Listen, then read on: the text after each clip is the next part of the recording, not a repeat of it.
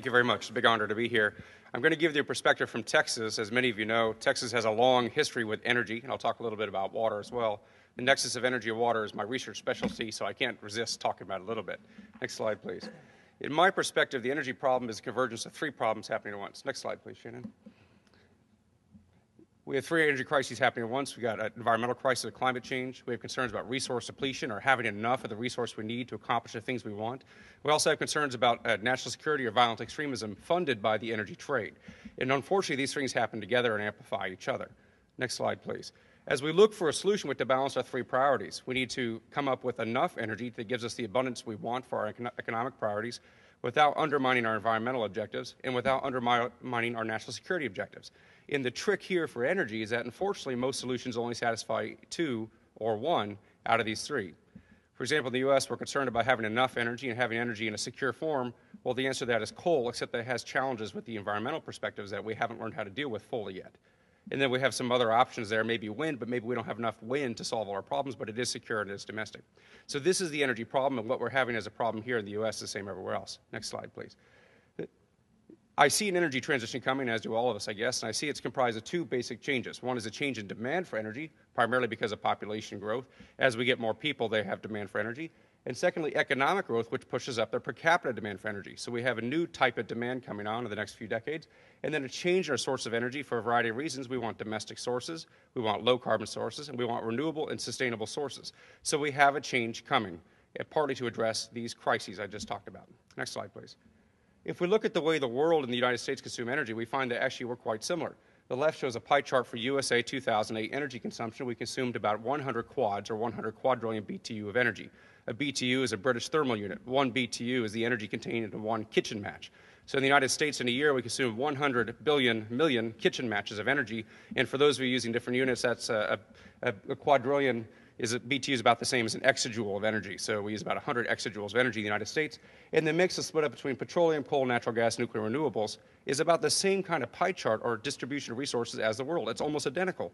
The world and the U.S. both use about 85% of their energy from fossil fuels. This is a challenge. The difference being the world uses about 500 quadrillion BTU, or 500 quads of energy, about 500 exajoules. It's the same kind of challenge, and this means that the U.S. and the world have aligned interests. If we can solve our problems in the U.S., we can help the world solve its problems, and vice versa. Next slide, please. The view from Texas is one of historical abundance. In Texas, we consume a lot of energy, and we produce a lot of energy, both in total and per capita, and in the process, we have made a lot of money. We've become very rich as a state and individually, if you compare us to other states or other parts of the world, and we also consume a lot of water in total and per capita. This photo at the bottom is a picture of the gusher Spindletop, which blew January 10th, 1901. That one gusher changed the balance of world oil production away from the Baku region in Russia towards Texas. Texas has been a dominant oil producer in some respects for about 100 years or so.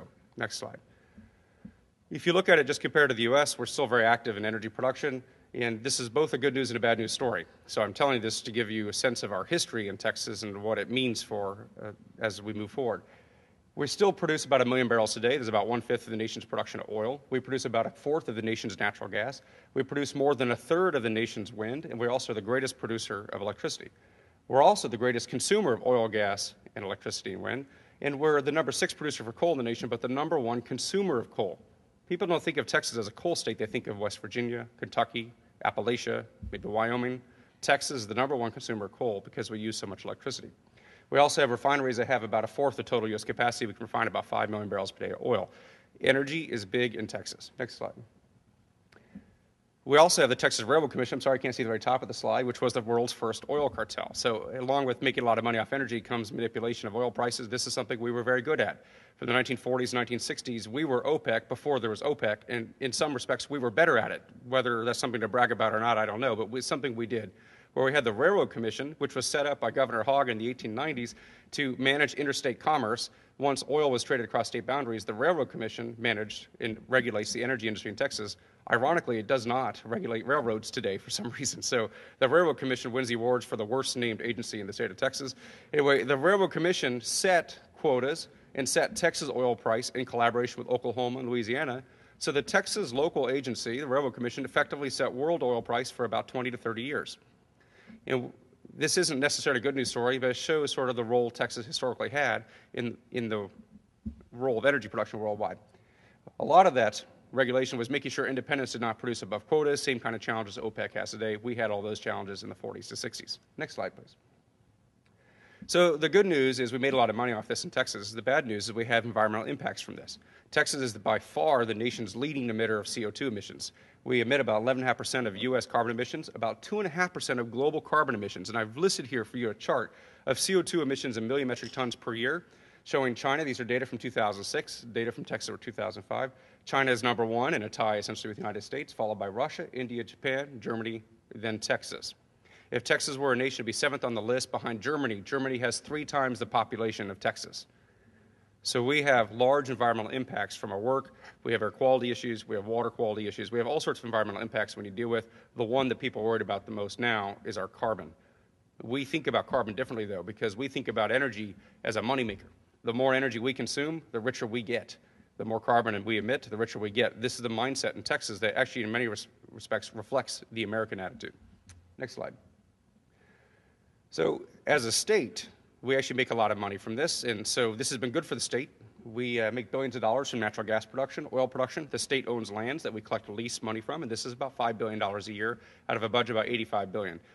So this has been very healthy for the state government, plus all the private industry, which is a multi-hundred-billion-dollar industry in the state of Texas, has been good for us. It's been good for the economy. And one thing that I think is funny here is we tax oil and gas production. We had severance taxes and ad valorem taxes. And Texas is a very Republican tax-hating state.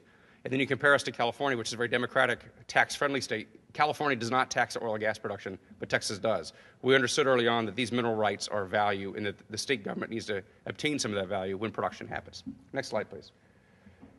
So I told you some of the bad news in terms of our emissions, we also in all our production, but we also lead the nation in wind installed capacity. And this is a list of the different countries in the world in their installed wind capacity. And if Texas were a nation, we'd be 6. It starts with the U.S. U.S. just passed Germany this past year because of Texas. Then Germany, Spain, China, India. And here at the end of this year, Texas will basically have caught India for installed wind power capacity. We'll pass them next year. We'll probably catch China within about a year or so. We're building about another 16 gigawatts, possibly up to 40 gigawatts of new wind power, which is more than many states have combined of all power sources.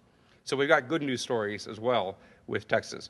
What I think is interesting about the wind is it's been such a success for Texas. We see strange political alliances come out. Basically, wind has been built in rural areas, and it's been a part of rural revitalization or rural economic development. The poorest areas of Texas make a lot of money off of wind. And so you see rural Republicans in Texas who like the economic development teaming up with urban Democrats in Texas who like the low-carbon wind power coming together to push for more renewables. Renewable power in Texas is now politically acceptable and favored. In fact, we want to do the same thing with solar. This is surprising to a lot of people outside of Texas. This has been, in a way, could have been predicted. It's been part of our history in some respects.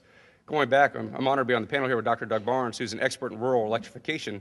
If you look back at the history of rural electrification, there was a politician who grew up just a few dozen miles from where I live right now, who thought rural electrification, bringing electricity to the hill country of Texas and making those poor people richer with electricity would be good. And so he had this idea of taking energy from the urban areas out to the rural areas, and the money would follow, and it did. And he sort of rode that political story all the way through his life, becoming president eventually. He was Lyndon B. Johnson. And rural electrification was an important part of Texas in its history. And we see the same thing happening again, but the other way around. Instead of urban areas sending electricity to rural areas to bring them development and opportunity, we see rural areas sending electricity back to the cities. But the money still flows from the city to the rural area. So it's good for the rural area, but the energy flows a different direction. We can do this. We've done it before. We're doing it again. And I see great optimism out of this, because if we can do it for rural West Texas is poor in many respects compared to the rest of the nation, then we can do it perhaps with super grids if we go to the Gobi Desert, the Saharan Desert, the outback of Australia. We can take the same model to do rural economic development for a lot of areas that will help them and achieve some of the global energy goals we have. Next slide, please. Now, this is a picture. We also consume a lot of energy, I told you about. We also consume a lot of water.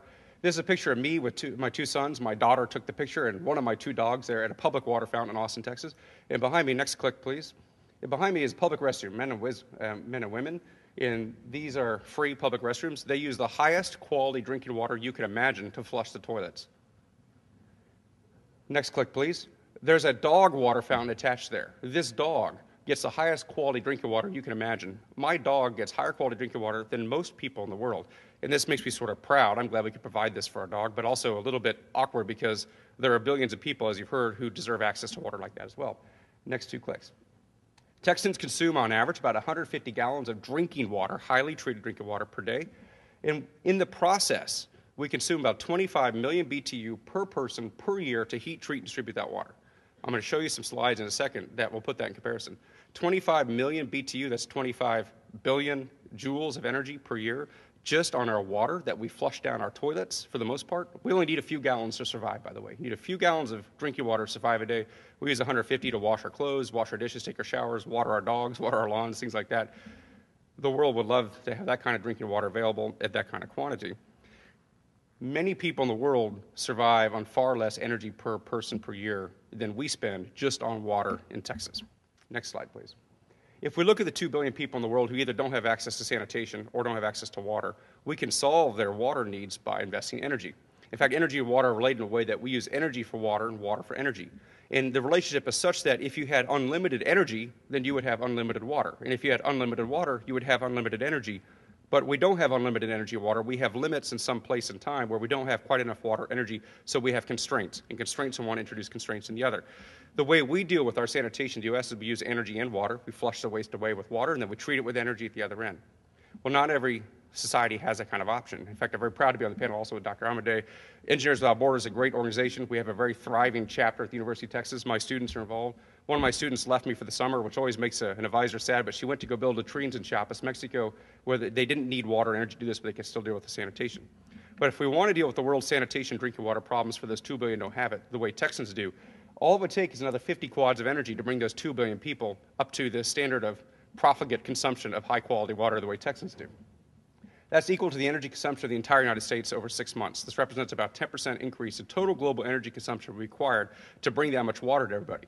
Except you don't really need that much water for everyone. You can cut that by a factor of 10. So we need about 5 quads of energy to bring good, high-quality, drinking, heated, treated water to those 2 billion people. This is 1% of global energy consumption, or about 5% of American consumption. We can do this, as you just heard. It's more a political challenge, an infrastructure challenge, an economic challenge than a technical challenge. But we have the energy we need potentially to bring the water to these people. Now, here's a big thing. We use drinking water for our lawns. Our lawns don't need that high-quality water for drinking. Next slide, please. All right, let's compare Texas then. Just so I've gone through the story about Texas. It's a good news, bad news story. We produce a lot of energy. We consume a lot of energy. Some of it's dirty. Some of it's carbon intensive. Some of it's very clean and not very carbon intensive. Some of it's good for rural areas. If you can look at the world, I plotted here the world, the United Kingdom, the United States, and Texas in their per capita annual energy consumption. The 6.7 billion people in the world, on average, consume about 75 million BTU of energy per year. Remember, Texans consume about 25 million BTU just on our water in a year. If you look at the UK spends about twice that per person in a year, about 160 million BTU per year. You compare that to the United States, twice again, about 340 million BTU per year per person. And then Texas jump up again, 560 million BTU per Texan per year. Texans consume 60% more energy per capita per year than Americans, who consume twice as much energy per capita per year than British people, who consume twice as much energy per capita per year than the average global citizen. And of course, that average reflects all the high consumers as well, so there are many, many people below that. These are astounding numbers. Texans consume about an order of magnitude more energy per person per year than the rest of the world. Next slide, please. So what if the world, today's world, decides it wants to consume energy like the United Kingdom? What if the world decides it wants to consume energy like the United States? Or what if the world decides it wants to consume energy like Texans? What would that do to total global consumption? Well, I show 500 quads, or 500 quadrillion BTU, as the starting point for today's world, 6.7 billion people. What if we turn to switch tomorrow, we're all consuming energy like Texans, or like Brits, or Americans? Well, if we consumed like Brits, our consumption go over 1,000 quads. How can we double our energy consumption? Like Americans, it goes up by another factor 2. Or if we consume like Texans, this is up by a factor of 8. There's not that much energy around. Next slide, please. What if tomorrow's world, 2050, 11 billion people, not 6.7 billion people, what if 11 billion people wish to consume like today? Well, that would be about 850 quads, double that for the UK. If they want to consume like Brits, double that again like Americans. Or like Texans, it's more than 6,000 quads, or 6,000 quadrillion BTU of energy needed per year. This is a factor of 12 increase. I had trouble imagining how in 2050, with 11 billion people, all of those people will be able to consume energy like Texans, because that's a significant increase in resource production, trade, conversion, use, and then mitigation and cleanup after the fact. Next slide, please. I basically think that's impossible. I've taken these two slides, put them side to side just to show you these trends. And basically what it reveals to me is there's some haves and there's some have-nots when it comes to energy and water. And the have-nots want to become haves, and the haves don't want to become have-nots. This creates a series of questions. Next slide, please, which close it out for us. Should and could the world increase its per capita energy consumption to match Texas? It's been good for Texas. The whole economy is hurting the nation. Texas is hurting less badly than a lot of other states. So there are some really good things about our energy use. Of course, there are environmental impacts. Even if the world wanted to, could it? Will the world instead want Texas to decrease its per capita energy consumption to match the world? And if so, would Texans be willing to do so? And you could ask the same question about Japanese and Western Europeans and Australians. And are there ways to achieve the same benefits of Texas energy consumption without all the problems? And this is where we really have an opportunity. Can we achieve the high-quality water in the appropriate abundance? Can we achieve the comfortable climate? Can we achieve the comforts of transportation and everything else without spending so much energy? And that's where the real opportunity for us is as engineers, economists, policymakers, scientists, you name it. And that is it. Next slide, please. Thank you very much.